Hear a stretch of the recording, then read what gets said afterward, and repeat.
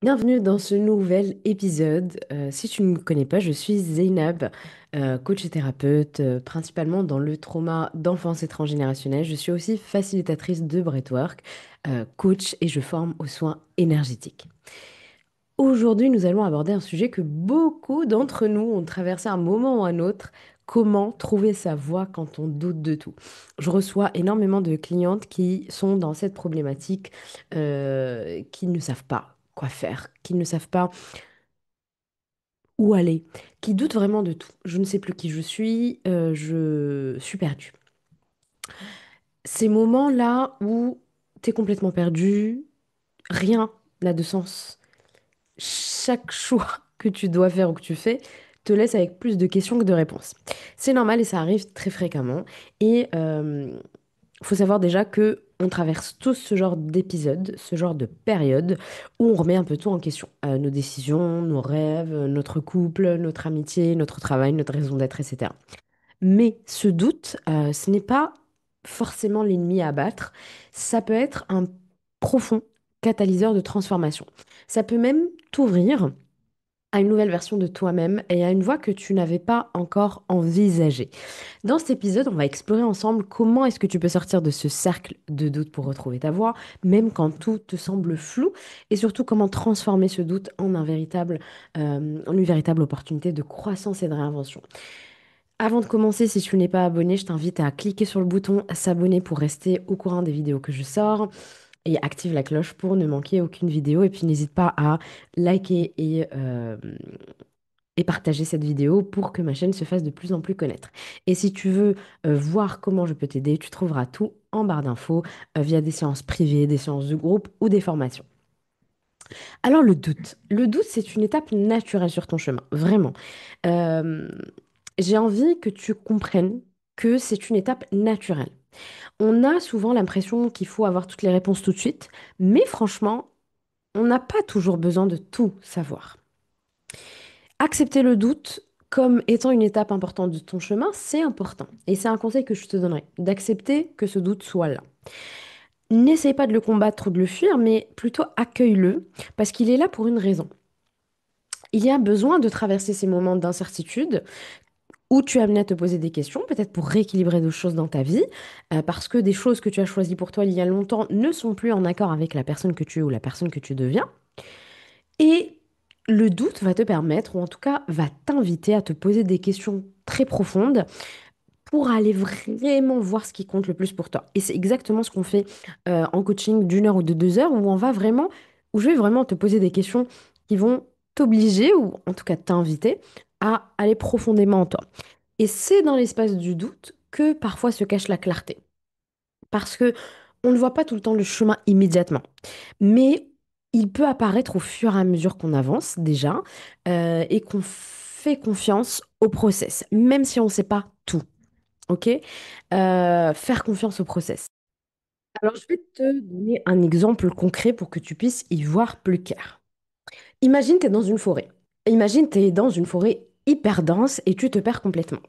Tu vas commencer à douter naturellement. Tu vas te demander est-ce que j'ai bien fait de venir dans cette forêt? Est-ce que je suis sur la bonne voie? Est-ce que je me suis trompée? Mais plus tu restes dans le doute et plus tu restes dans cette position de je doute, je me pose des questions, et plus tu risques de t'embourber et moins tu vas avancer. Par contre, si tu t'assois, tu fais une pause, tu respires un petit peu, tu bois un verre d'eau, peut-être un snack que tu as avec toi, tu te concentres, tu te connectes à ton intuition et peut-être que tu trouveras une direction ou en tout cas tu essaieras. Ok? Parfois, il suffit juste de faire un petit pas dans une direction pour que la clarté apparaisse. Puis tu commences à prendre ce chemin-là dans la forêt. Petit à petit, tu commences à entendre la rivière là où tu avais garé ta voiture, par exemple. Et ce doute, en fait, soit tu peux choisir qu'il t'arrête complètement, soit il peut devenir un guide pour explorer les voies que tu n'as jamais envisagées. Tu peux tenir un journal de doute, par exemple, tu peux vraiment faire du journaling de doute. Je doute, je ne sais pas si je suis au bon endroit, je ne sais pas si je suis dans le bon pays, je ne sais pas si cette collaboration que je vais faire va m'apporter quelque chose, etc. Écris ce que tu ressens, ce qui te trouble. On appelle ça le brain drain. Donc, plus tu vas écrire et plus tu vas vider ton cerveau. Et quand tu vas relire ces pensées plus tard, tu force est de constater que tu vas observer qu'elles ont évolué, forcément, ok? Et ce qui te semble un problème insoluble au moment où tu les as écrits, tu verras que 6 mois plus tard, un an plus tard, bah, tu auras sans doute dépassé ce stade-là, où tu auras en tout cas commencé à marcher dans ce sentier-là que tu n'avais même pas envisagé à l'époque, mais qui te mènera là où tu dois aller. Ok. Tu peux utiliser le doute aussi pour explorer de nouvelles possibilités. Parce que quand tu doutes, évidemment, ce qui arrive fréquemment, c'est qu'on tombe dans la paralysie de l'analyse. Ok. On commence à trop réfléchir, on a des pensées intrusives, on a des crises d'angoisse, le mental il est là, plus, t'as la tête qui explose et tu chauffes, en fait. Par contre, l'invitation que je vais te faire, c'est de prendre le doute comme une invitation à aller explorer. Ok? Plutôt que de rester coincé dans cette spirale de pensées négatives, de pensées intrusives, des pourquoi, comment, etc., considère, en tout cas, change de vision sur le doute, vraiment change de lunettes, considère ce doute comme une opportunité vers de nouvelles portes. Ok? Ça va te permettre de réévaluer qu'est-ce que tu veux vraiment au fond de toi, du cœur. Quelles sont tes passions? Qu'est-ce que tu aimes exactement? Quels sont tes désirs? Et en fait, le chemin que tu marches, qu'on marche parfois, c'est une exploration de soi. Et le doute, il est là pour te dire, t'es sûr que c'est ça pour toi? Attends, je vais réfléchir, est-ce que vraiment j'ai envie de déménager là? Est-ce que vraiment j'ai envie d'avoir ce genre d'amitié dans ma vie? Ça te permet de réévaluer tes priorités, de réévaluer ce que tu aimes profondément. Peut-être que tu as une carrière stable, ce qui arrive assez fréquemment sur le doute par rapport à la vie professionnelle. Tu as une carrière complètement stable, tu as ton CDI, tu as tes petites habitudes, tu as tes petits collègues, etc. Mais il y a quelque chose qui... T'es insatisfaite. Au fond de toi, t'es insatisfaite. Et parfois, tu sais même pas pourquoi, hein. Et le doute, il va venir te dire, OK, est-ce que tu as envie vraiment de rester dans ce boulot tout le reste de ta vie? Est-ce que vraiment tu as envie de rester avec ce job, avec ce boss? Et le doute va te permettre en fait d'explorer si tu si tu, en tout cas, si tu as envie de le faire, évidemment, c'est explorer ce doute sans le juger comme d'habitude, hein. On est dans une posture d'observation, comme d'habitude. Tu vas commencer à observer ce doute-là, ces questions-là, et plus tu vas observer, plus tu vas te poser des questions, et plus tu vas te rendre compte qu'il y a d'autres passions que tu n'as pas encore explorées. Bah, je me rends compte que finalement, j'aimais, je pensais aimer travailler dans mon bureau, mais finalement, j'aimerais bien peut-être aller travailler un peu plus sur le terrain pour rencontrer des personnes, etc. Peut-être que, en dehors même de ton job, peut-être qu'il est temps de commencer un projet parallèle. Bah, ça fait 5 ans que j'ai envie que je m'intéresse à l'herboristerie. Je vais faire une formation et je vais monter un projet en parallèle de ça. Ou tu peux même carrément changer de voie, évidemment. Mais le doute va t'aider à te pousser à regarder ses opinions avec un regard vraiment neuf. Si je ne doutais pas de mon job, je n'aurais jamais entrepris ma conversion professionnelle il y a 11 ans maintenant. Ok? Tu peux faire une liste de ce qui t'intéresse vraiment sans te censurer. Donc, je te propose le journaling de tous tes doutes et tu peux aussi faire une liste de tout ce que j'aime, tout ce qui m'intéresse.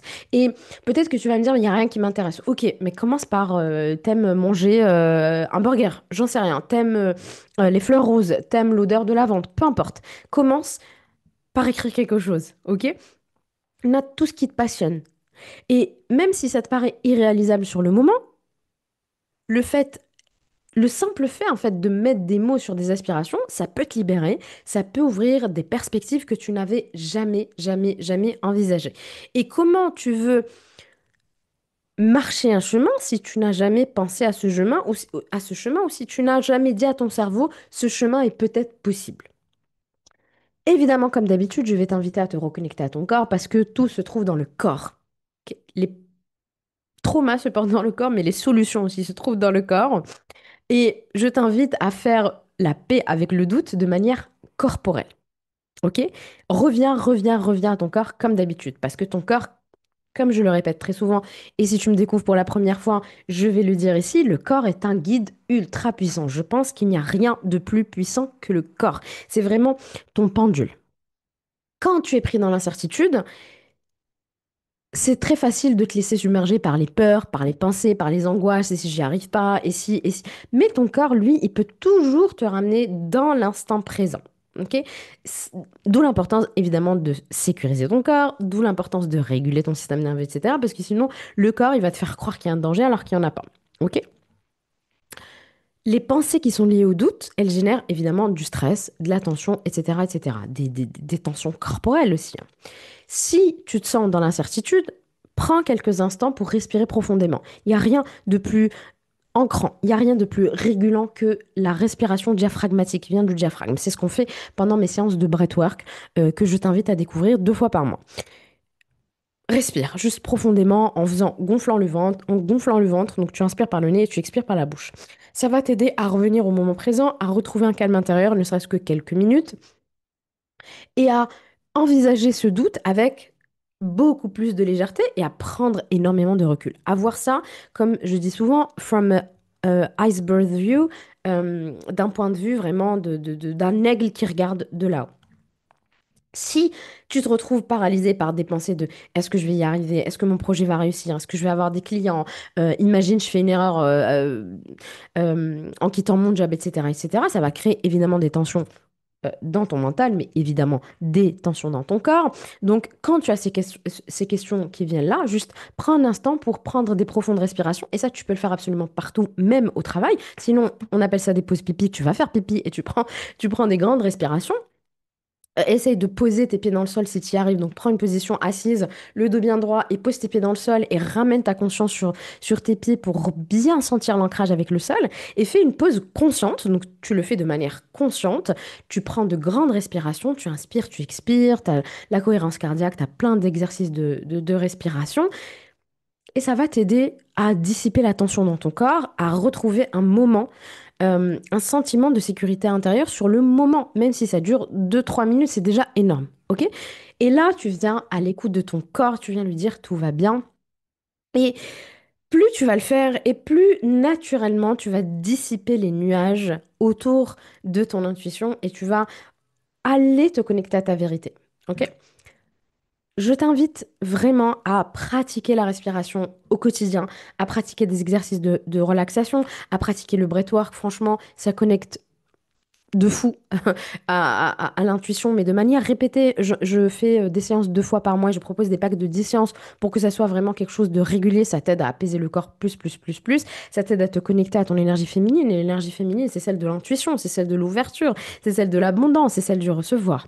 Donc le simple fait de t'ancrer dans ton corps, via des techniques de respiration profonde, via le grounding aussi, tu peux marcher pieds nus dans la terre par exemple, c'est ultra puissant et ultra simple et gratuit, ça peut t'aider à diminuer l'anxiété du doute et à te reconnecter à ta sagesse intérieure. Ce qu'il faut que tu comprennes et ce que je t'invite vraiment à comprendre, c'est que l'action, même toute petite, petite, petite, et c'est pour ça que même je parle souvent de micro-ressources, de micro-actions, de micro-petits pas, il y a besoin de faire des micro-choses pour avancer. Et même si c'est tout petit et que tu as l'impression que c'est rien, que c'est nul, c'est la clé en fait pour avancer parce que aujourd'hui c'est tout petit, mais dans un an, si tu cumules tout ça, bah, c'est des pas de géant. L'une des meilleures façons de sortir du doute, c'est pas d'écouter le doute. Donc évidemment, écoute le doute et pose-toi les bonnes questions pour te dire, OK, qu'est-ce que vient me dire ce doute? Je suis pas au bon endroit, etc., etc. Mais passe à l'action. Et passer à l'action, c'est pas forcément du jour au lendemain, tu poses ta démission et voilà, c'est fini, tu fais des grands pas et ça va te déréguler encore plus et te stresser encore plus. Petite action, ok, je veux me reconvertir dans la naturopathie, ok, par quoi je commence? Ben, je lis un livre déjà pour voir est-ce que vraiment ça m'intéresse. Je vais à des conférences, je vais à la rencontre de naturopathes, etc., etc. Ensuite, j'envisage peut-être une formation sur les week-ends. Par quoi je commence? Ok? Agir même quand tu n'as pas toutes les réponses et surtout quand tu n'as pas toutes les réponses et on n'a pas toujours toutes les réponses. Ok? C'est pas l'ampleur de l'action, encore une fois, qui compte, mais c'est le fait de commencer. Ok? Et ça peut être le simple fait d'envoyer un email, ça peut être le simple fait de faire une recherche en ligne, d'avoir une conversation avec quelqu'un qui pourrait t'apporter des perspectives nouvelles sur des choses que tu n'avais pas du tout envisagées. Chaque petite action te rapproche d'une clarté que tu n'auras pas, clairement, si tu restes dans l'immobilisme. Ok? Donc, vas-y tout doucement. Et si tu es bloqué dans le figement, parce que ton système nerveux, il est complètement frise, il est complètement figé, bah, ramène du mouvement, ramène du mouvement, mais dans la lenteur, très slow, ok? Donc, je vais te reprendre l'exemple de l'aventure professionnelle. Ok, donc je veux me reconvertir, mais tu es en plein doute. Et ça, j'ai beaucoup de clientes qui sont dans cette phase-là, ou bien qui viennent de se reconvertir et qui sont dans cette phase de doute. Et elles restent coincées dans leurs pensées. Ok, qu'est-ce que tu peux faire demain? Donc la question que je leur pose, qu'est-ce que tu peux faire demain?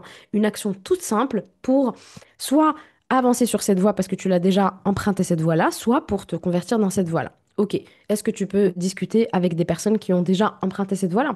Euh, Qu'est-ce que tu peux faire? Ok, définir des micro-actions qui vont te permettre de clarifier ton désir déjà et de dissiper le doute et d'apporter de la sécurité à ton corps.